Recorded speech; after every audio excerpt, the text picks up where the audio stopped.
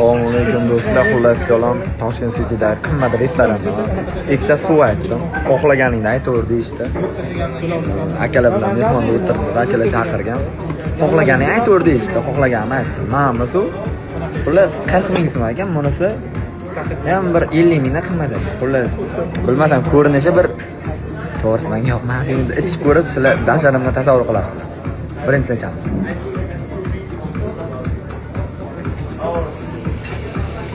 Bundan ko'ra ikkita apelsin yesam bo'ladi. Endi bunisini ichib ko'raman. O'zimcha televizorda, kinolarda ko'rganim. Ha, yo bismillah. Bu yaxshiroq, ha?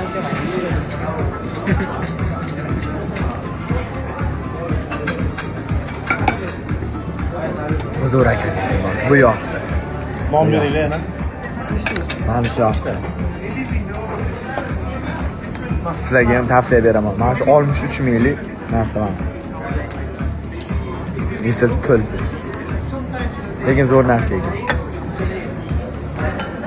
Nastavan adishini qaranglar. Akam o'zini ko'rsatmay. Akam ham o'zi ancha ozib ketganda. Yuzingiz ko'rinmayapti aka. Shunaqa gaplar.